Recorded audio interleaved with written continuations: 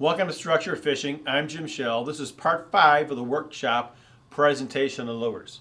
But before we begin, let's recap the basic guidelines so far. We said that the home of the fish is deep water. When a fish is in his deep water sanctuary, he is normally so dormant, so inactive, he's nearly impossible to catch.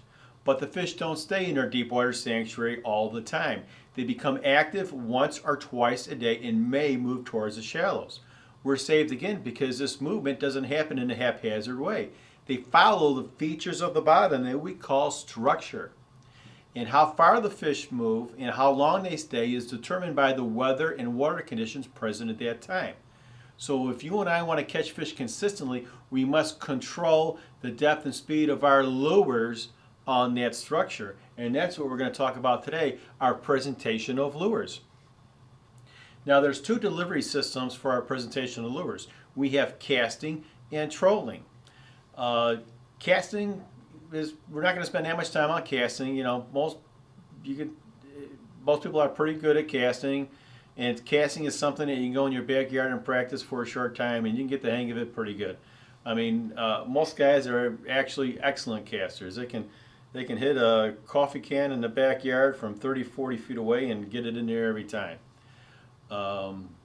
But the difficulty comes in, or I should say, the more experienced detail you need is in trolling.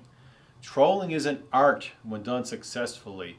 Guys say that they're trollers, and 95% of them are doing nothing but dragging lures behind the boat. When we're talking about trolling, we're not talking about dragging lures behind the boat. We're going to get more depth in this in just a second here. But trolling, when done correctly, it takes a lot longer to master correct trolling than casting. But before we begin, there's 4 simple things in presentation of lures. We can troll the shallows, then we cast the shallows, we troll deep water, and then we cast deep water. Remember, in the basic movements of fish, we said shallow water is anything from the surface or the shoreline down to a depth of 8 to 10 feet. And deep water is anything deeper than 8 to 10 feet. Now, Buck Perry didn't come up with this distinction between shallow water and deep water. The fish told Buck the difference between shallow water and deep water. The fish behave differently when they're in shallow water versus deep water. When the fish are shallows, they're usually active. They're pretty easy to catch. We can be a bit sloppy in our presentation of lures, and we're focused on the entire water column. When we're fishing deep water, though, we got to be more precise and exact in our presentation of lures. And our focus when we're presenting our lures in deep water is the bottom of the lake. We're going to get into that a bit more detail here. But let's talk about trolling.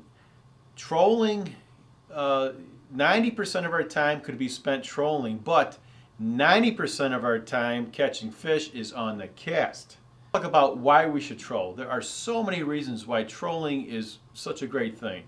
First off, it quickly eliminates unproductive water. We can go out there, if we tried casting and try to find out all the productive water, it might take us, depending on the size of the lake, weeks, months, or even a year, if we're lucky, to find productive water.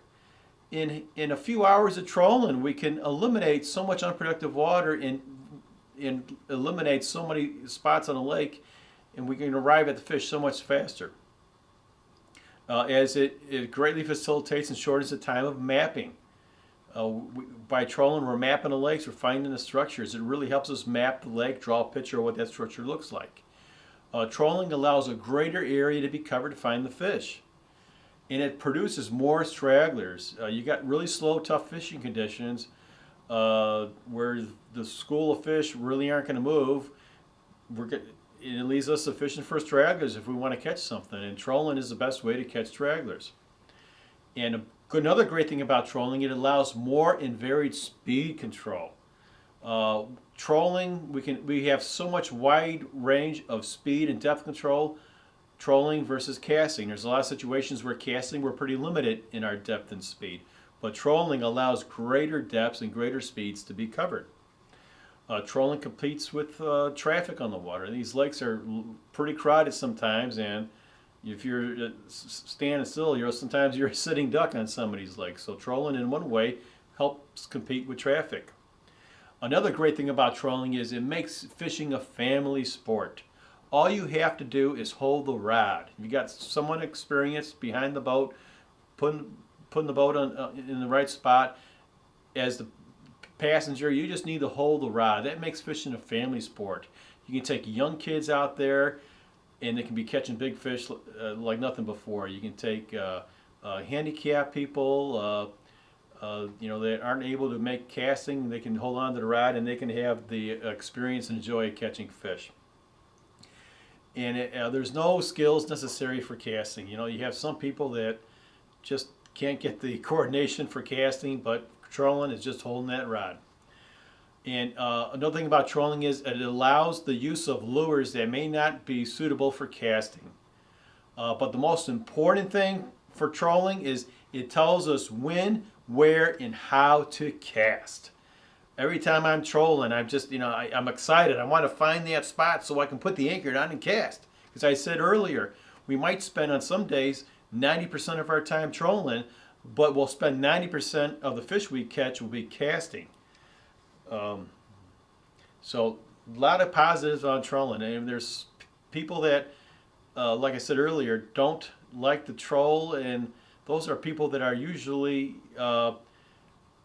dragging lures. There's a big difference between trolling, getting your lures in position, knowing what you're trying to accomplish, and instead of the guy that just goes out there and throws the lines behind the boat, puts it in gear, and just aimlessly trolls.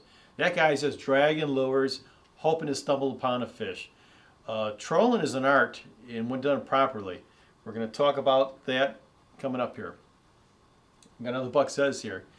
It's trolling that teaches us when, where, why, and how to cast.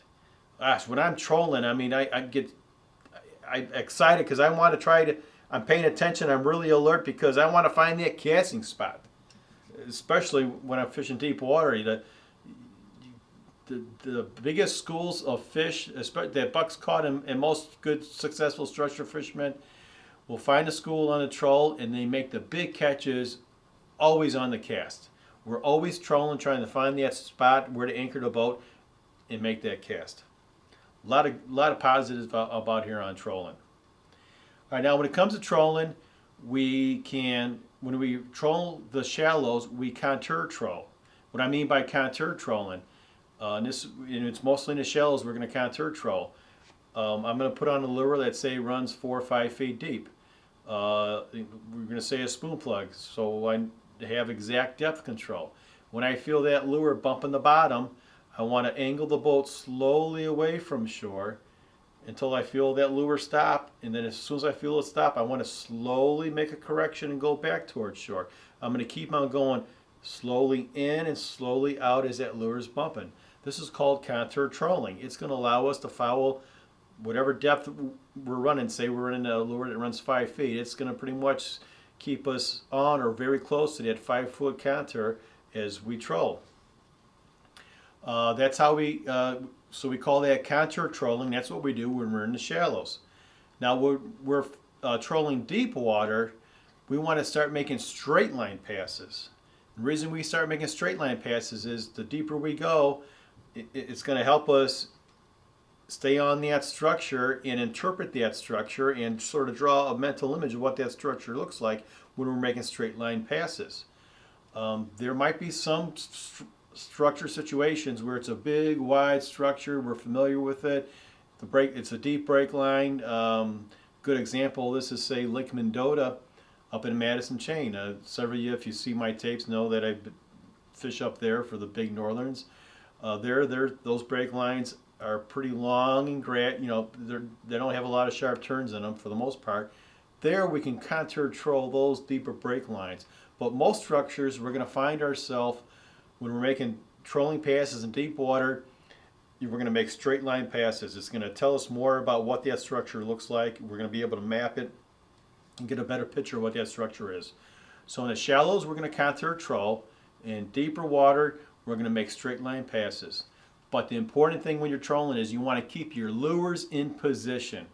You want to keeping the lure in position keeps it fishing at all times, and you learn your waters quicker and you arrive at the fish a lot faster. Now the one thing I want to pick up, well, as I mentioned earlier in tools, The best hands down control for boat control is having a tiller motor. What a tiller is, you know, the handle, I can control it immediately. You know, a lot of guys may sit there and say, well, I've got a contour remote steering, I do a fine job. I'm not saying you can't troll with a steering wheel console boat, but you're going to do a much, much, much better job with a tiller. With a smaller boat, you're going to have, that's why we said in tools, the better, the smaller the boat, the better, more control we have. The larger the boat, we're going to lose control. We may need to make more passes on that structure with a bigger boat. But if you want to be a great successful fisherman, tiller handle is almost a must. Now, like I say, if you're fishing large bodies of water in the Great Lakes where the structures for the most part are very big and large, sure, you can get away with a console steering boat. But in the overall picture of successful fishing, the tiller is the only way to go. But what I see a lot are people don't know how to sit properly in troll. I think that's gives a lot of fishermen the most trouble why they don't like trolling is they don't know how to sit properly.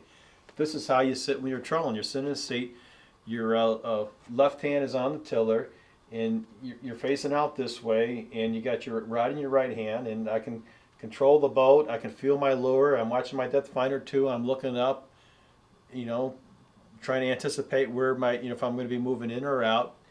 But this is how you want to sit. I'm sure we've all seen it where we've seen a guy sitting down like this, and he's facing this way. He's twisted. He's got one hand here on the tiller. He's got his arm fishing, and he's just all twisted. And it's not comfortable, and you can't. You're going to have a really hard time fishing like this. You got to sit down, have the tiller in your hand like this, the rod out here. You're going to get great control. And if you got a passenger, he's going to have his rod out on the other side. And as many of you might know, that's my son Casey. He's been fishing with me for 7, 8 years now. He's getting pretty good at it too.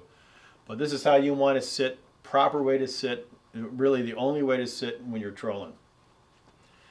All right, another thing when you're trolling is keeping when you're trolling shallows, you want that lure to follow the path of the boat. And when you keep your rod tip up high like this, the line is going to cut across, the lure is going to cut across, and you're not going to follow the path of the boat. In the next slide here, you want to keep your rod tip low to the water, right at the water or sometimes in the water. It doesn't really matter. And that now your lure, your line is going to be following the path of the boat a lot more, and your lure is going to be, you know, is going to obviously do the same thing and follow the path of the boat. So when you're, especially when you're contour trolling, you really want to keep that rod tip down low, and you're going to follow the path of the boat a lot more. Like I say, that rod tip is up high. If you're making a turn, that line is just going to cut across, and you're not going to be sure where your lure is at. All right. Now we're going to talk about the spoon plugs here, because the reason why is they're such a fantastic lure. Buck created the spoon plug sometime in the mid-1940s, I think, and by 1950 roughly, he pretty much narrowed it down to the family of 7 lures you see right here. And the reason Buck made these lures, because he realized when he developed the whole philosophy for successful fishing, that the big key thing here was you had to control your depth and speed. And there weren't any lures out there back then, and hardly today, that allowed you to control your depth and speed. So he made the spoon plug. And like I say, he narrowed it down to these 7 sizes here. You can, I'm not going to read the whole thing, but you can see, pause this thing, you can look at them all if you're not familiar with spoon plugs. But they have specific depth ranges. The smallest one goes 2 to 4 feet, and then by the time you get to the biggest one, it goes to 20 to 25 feet. So with regular, heavy monofilament line, no bow, or braided lines, we can control our depth and speed using spoon plugs from 2 feet all the way to 25 feet. And when it comes to wire line, it's going to be double that. We're going to talk about that in a little bit further down here. But another reason why the spoon plug is such an outstanding crankbait for trolling as well as casting, which we're going to talk about in a second here too, but for trolling, As I said earlier, Buck created this because a spoon plug allows you to control your depth and speed at the same time. Let's take a look at one spoon plug here as an example, the 100 series. It has a depth range of 12 feet to 15 feet. So on a shorter line, say 20 to 30 yards, it's going to run at 12 feet. And then if I let out a long line, which is going to be about 60, 70 yards, I'll get the maximum running depth out of that lure is 15 feet. So if I want to hit a spot that's at 14 feet, I know that I'm going to pick the 100 series spoon plug and probably put about 50 or 60 yards out, and I know that that lure will run almost exactly at 14 feet. And we have such a wide range of speeds with the spoon plug. That's why it's such a successful, great lure. It has a minimum speed to get the thing moving, and I'd say that'd be approximately a little bit over 1 mile an hour, say 1.2, 1.3 roughly. And there's no maximum speed. If you wanted to control this thing at 15, 20 miles an hour, if you can hang on to the rod at that speed, you can go that fast. But that's why we said earlier in tools that the spoon plug is probably used 90% of the time when we're fishing, because we can cover all the various depth and speed combinations. We can cover 90% of them by using a spoon plug. The only time we might want to, if I'm trolling, I'll use a crankbait is if I want to get a little bit of a slower speed in there, but which could happen underneath a bad weather condition. But if it's summertime, but that spoon plug, if I'm trolling, is going to be used 100% of the time. And it is the only one of the few lures out there that is designed to bump the bottom, walk on the bottom. Not too many of the lures were made intentionally to walk or bump the bottom. So that makes it stand out. You can eliminate probably 95% of the lures, and you got at the most 5% of crankbaits that could walk or bump the bottom. But what makes a spoon plug stand out from even those, it is the only crankbait lure that you can cast. You can sink on the cast and retrieve it, and it will stay on the bottom as long as you're in the right boat position, which we're going to talk about later. But it is the only crankbait that will sink on the cast and walk and bump the bottom on the retrieve. The only one. The thing's been around for over 70 years, and it is still the only lure out there in the market that will bump the bottom on the cast when you're retrieving it. That's why, when Buck Perry, put this all together, that's why he made these lures here. It's just, anyway, that's why the spoon plug is such an outstanding lure. A lot of people ask, are they still made? They think it's an antique. A lot of times you look on eBay or other sites, people selling them, they list them as antiques. They are still being made today, 60, 70 years later. I'll have a link down below to where they can be purchased. All right, now when we're talking about presenting spoon plugs, as I said, we've got in the shallows, we're going to be presenting them one way. In deep water, it's going to be different. Now in the shallows, which we said is up to a depth of about 8 to 10 feet, that's the cutoff, we're focused with pretty much the entire water column. We can be, on the bottom or slightly above the bottom or halfway up. When the fish are in the shallows, they're pretty active and somewhat easy to catch. We can be a bit sloppy in our presentation of lures. We can be over pretty much the whole water column, when they're that shallow, and they'll take. It's when we get to deep water, which is anything deeper than 8 to 10 feet, is when we want to shift our focus on the bottom and only on the bottom of the lake when we get to deep water. All right, let's take just a quick little imaginary trip on the water here. We're going to start working this structure, or we're going to find a structure. Back when Buck Perry was first doing this in the late 40s and 50s, it was before they had depth finders. Buck was using his lures, the spoon plugs, to map the lakes, and he was basically using them as a depth finder. Like I said, you have exact depth control. If you're trolling 12 feet, it's running free. All of a sudden, boom, boom, boom, you start feeling the bump, and you just hit 12 feet of water.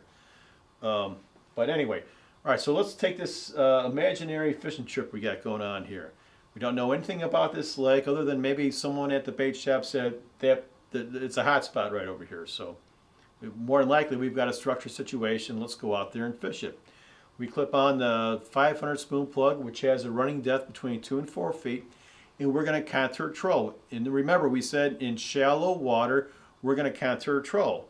So I'm going to let a short line out behind the boat, and I'm going to head towards shore. And as soon as I feel that lure starting to bump the bottom, I'm slowly going to steer away from shore. Not very drastically, just a slow turn going out. When I feel that lure is running free, I'm going to slowly turn the boat towards the shore again until I feel it bumping again, and then I'm going to go away and keep on doing that. That's how we contour troll.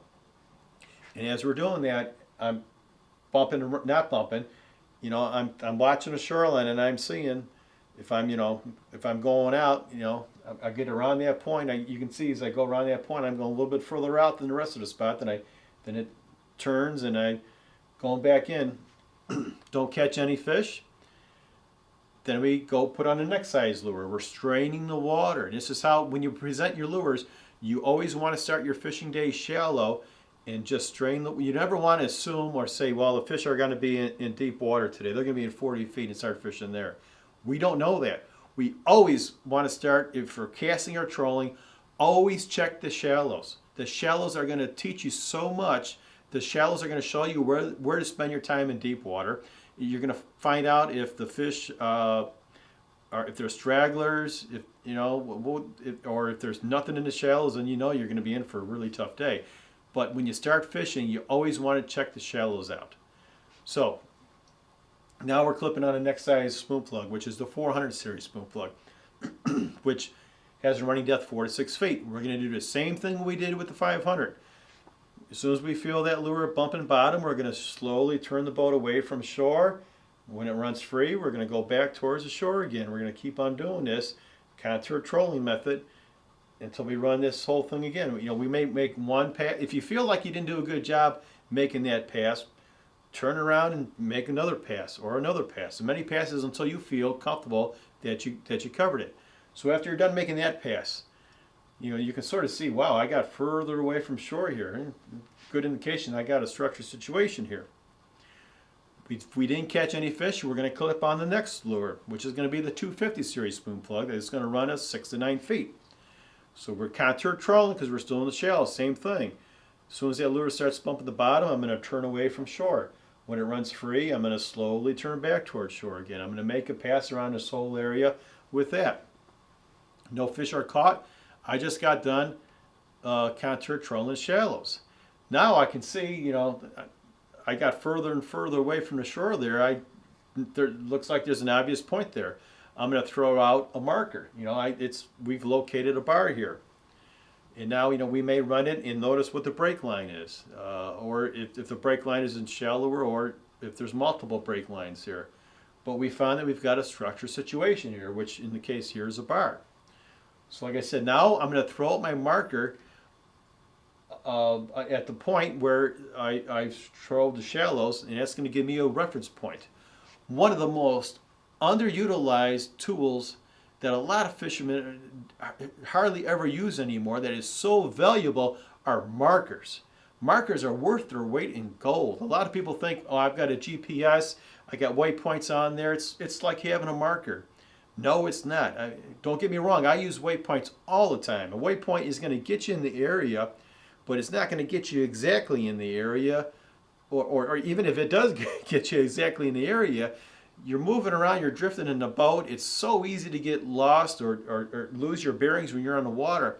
But when you throw that marker down and you look and you see that marker all the time, it helps you keep you orientated on the water. It keeps you from getting lost. Throw out one marker, a couple of markers, but markers are excellent. You got to use markers.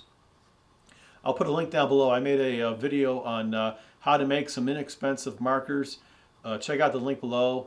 But I don't care what you use for a marker. You can use a store-bought marker, or do what I do is I just use those swimming pool foam noodles. I cut those up and I make markers out of those.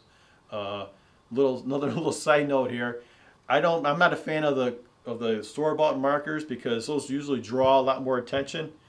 A guy's going by, another fisherman's going by, and he sees, whoa, the nice fancy marker there. He's going to slow down, take notice. I'm using my little pool noodle out there, You know, he's going to go look by and just think it's, you know, someone's trash they had in the water. But anyway, but the bottom line is you got to have markers and you got to use markers. So now I can put a marker at the end of the bar here. I got a good reference point. I'm always orientated. I'm not going to get lost on the water. If it's not there, it's going to keep it from getting lost on the water.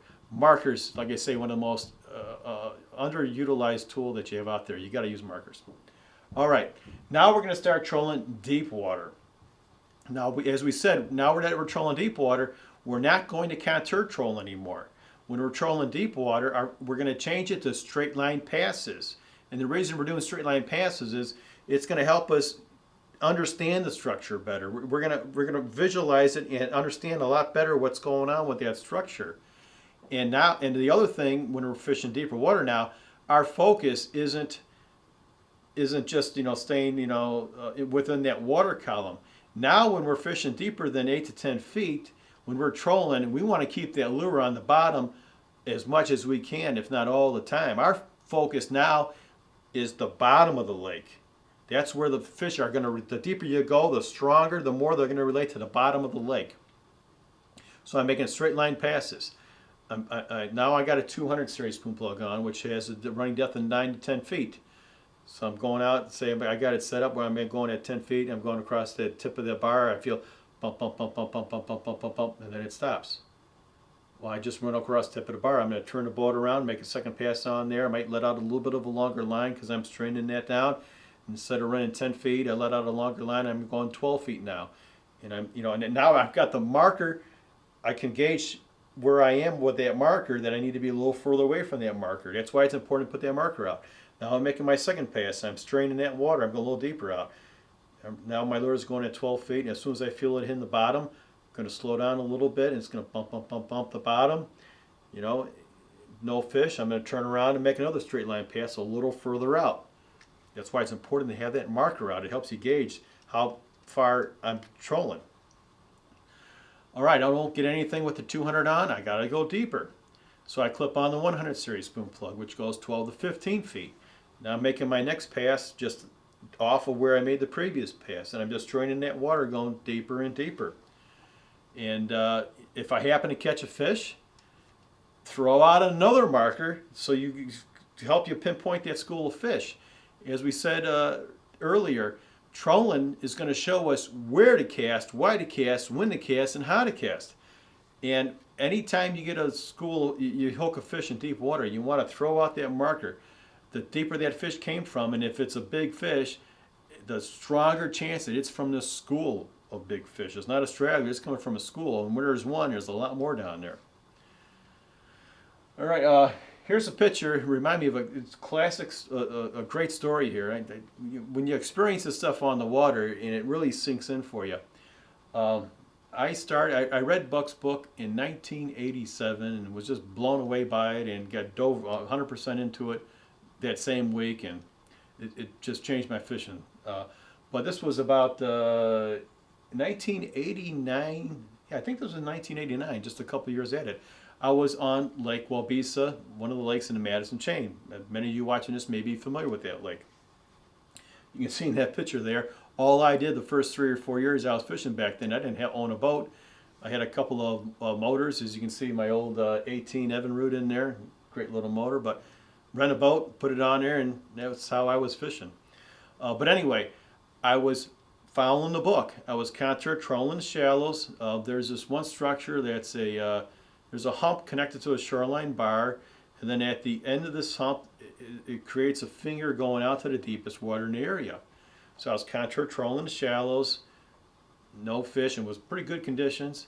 So then I start making straight line passes as I'm going in deeper water, and I was straining the water, and I had a marker out there for reference, just like I explained to you. It was just I did everything by the book, and I'm going further and further, clipping on the bigger size spoon plug in deeper and deeper, and I think I was trolling a 700 spoon plug.